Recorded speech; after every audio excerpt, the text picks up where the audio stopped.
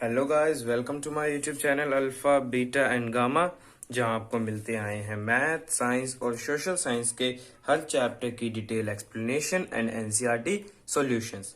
सो guys, आज हम discuss करने वाले हैं सीबीएसई क्लास 10th का साइंस का chapter number 2 acid basis and salts का पार्ट 5th।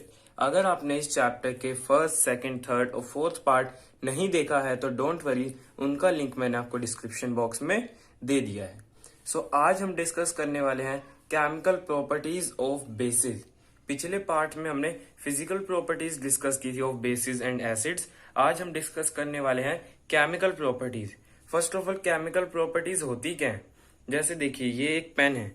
अगर आपसे कोई इसकी फिजिकल प्रॉपर्टीज पूछे, फिजिकल प्रॉपर्टीज मतलब इसकी फिजिक कैसी है, दिखने में कैसा है ये, सो आप ये कह सकते हैं पायलट पेन है, व्हाइट कलर का, इस पे लिखा है पायलट हाईटेक पॉइंट 0.577 पेन है ये।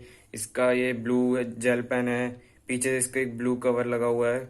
सो ये इसकी फिजिकल प्रॉपर्टीज है। अगर आपसे कोई इसकी केमिकल प्रॉपर्टीज पूछे, सो आप इसकी केमिकल प्रॉपर्टीज देख के नहीं बता सकते कि प्लास्टिक कौन सी कंपनी का, इसको अगर हम कार्बन के साथ रिएक्ट कराएं तो क्या होगा, इसमें किसके कितने आइसोबार्स है, कितने आइसोटॉप्स है, हम देख के नहीं बता सकते। केमिकल प्रॉपर्टीज के लिए हमें इसको रिएक्शंस करवानी पड़ेंगी, इसको कुछ प्रोसेस से गुजरना पड़ेगा। समझ आया आपको केमिकल प्रॉपर्टी और फिजिकल प्रॉपर्टीज कैसे हुई? आज हम पढ़ने वाले हैं chemical properties of basis. First जो केमिकल प्रॉपर्टी है बेस की, वो है रिएक्शन विद मेटल। ये हमने एसिड्स में भी पढ़ा था, reaction with metal with acid. अब हम पढ़ने वाले हैं reaction of basis with metals. Some elements react with base to form salt and hydrogen gas, which burn with a pop sound. आपको ये पता होना चाहिए, जब आपने प्रीवियस क्लासेस में एक्सपेरिमेंट्स किए होंगे या आपके टीचर्स ने आपको बताया होगा, जो हाइड्रोजन गैस रिलीज होती है और जब उसके एक बीकर के ऊपर जब उसमें से हाइड्रोजन गैस रिलीज हो रही है, उसके ऊपर जब हम मैच स्टिक रखते हैं सो उसको बुझा देती है और एक पॉप साउंड आती है। इसीलिए हाइड्रोजन गैस को ये पॉप साउंड इफेक्ट से भी मानते हैं। वैसे ही अगर आप कार्बन डाइऑक्साइड ले तो लाइम वाटर मिल्की करने में काम आती है।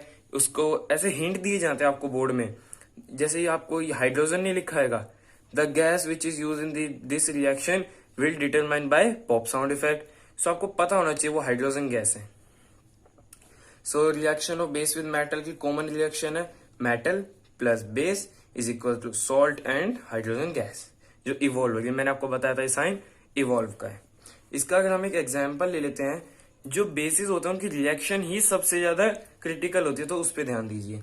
एल्युमिनियम एक मेटल है, जब वो रिएक्ट करता है NaOH which is a base के साथ, जब वो रिएक्ट करता है तो बनाता है Na2Al aluminium O2 plus H2।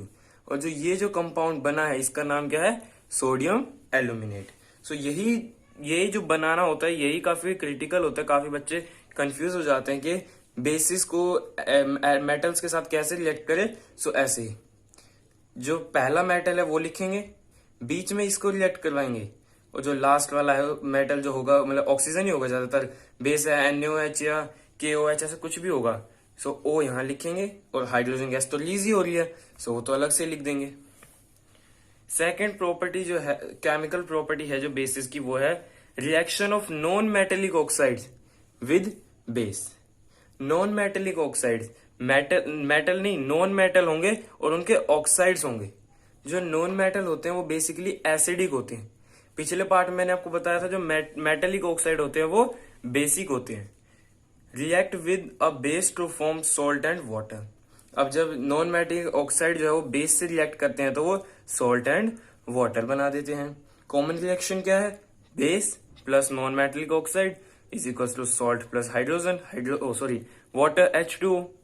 अब इसका एग्जांपल देख लेते हैं। NaOH which is a base, non metallic oxide, sulphur एक नॉन मेटल और O2 मतलब उसका ऑक्साइड है।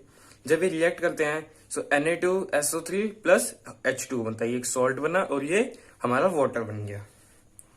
जो थर्ड प्रॉपर्टी है, केमिकल प्रॉपर्टी है बेसिस की, वो है reaction of acid and base. ये बेस की नहीं है, दोनों की ही प्रॉपर्टी है और मोस्ट इंपोर्टेंट है। अभी मैं आपको यही बताऊंगा कि कौन से जो ये तीन प्रॉपर्टीज है उनमें से किस किस टाइप के क्वेश्चंस बन सकते हैं। वीडियो को आप लास्ट तक देखिएगा। Reaction of acid and base, इस रिएक्शन को न्यूट्रलाइजिंग रिएक्शन भी कहा जाता है। This reaction is called neutralisation reaction. मैंने आपको बताया because base neutralise the effect of acid. जो बेस होता है वो एसिड का इफेक्ट न्यूट्रलाइज कर देता है। कॉमन रिएक्शन है इसकी acid plus base is equal to salt plus H2 बन गया तो वो न्यूट्रलाइज हो जाएगा। NaOH plus HCl equal to NaCl plus H2। अब मैं आपको बताता हूँ ये तीनों रिएक्शंस में से कैसे कैसे क्वेश्चंस बन सकते हैं। जो फर्स्ट पार्ट है reaction of base with metal, इसमें आप पे व्हाट हैपन करके क्वेश्चन आ सकता है, that what happen when base react with metal. Second में से ये जो है ना नॉन मेटेलिक ऑक्साइड जो एसिडिक होते हैं, इस टर्म जो ये 4-5 वर्ड्स हैं इस पे से आपको क्वेश्चन बन सकता है, क्योंकि यही बस याद रखने का इसमें। और जो ये थर्ड रिएक्शन है मोस्ट इंपॉर्टेंट है, इससे आप काफी लाइव रियल टाइम एग्जांपल्स ले सकते हैं आपसे। जैसे आपके ले लेंगे वो टूथ डिके या टूथ। जब हम रात को सोते तो हमारे माउथ में डिफरेंट एसिड्स की सिक्रेशन होती है, और जब हम सुबह उन पे टूथपेस्ट अप्लाई करते हैं तो वो सारे एसिड जो होते हैं उनकी सिक्रेशन खत्म हो जाती है, जर्म्स खत्म हो जाते हैं। सो उसमें भी रिएक्शन है, बिकॉज एसिड बने हमारे माउथ में, और सुबह हमने टूथपेस्ट, मैंने आपको फर्स्ट पार्ट में बताया था जो टूथपेस्ट है वो बेस होती है। सो एसिड और बेस मिलके वो रिएक्शन क्या हो जाती है, न्यूट्रलाइज हो जाती है, और हमारा टूथ डिके नहीं हो पाता है। सो ये था मेरे according chemical properties of basis. अगर आपको मेरी वीडियो अच्छी लगी हो तो वीडियो को लाइक कीजिए, चैनल पे नए हैं तो चैनल को सब्सक्राइब कीजिए, और अगर आपने सब्सक्राइब कर रखा है तो नोटिफिकेशन बेल को ऑन रखिए। Thank you.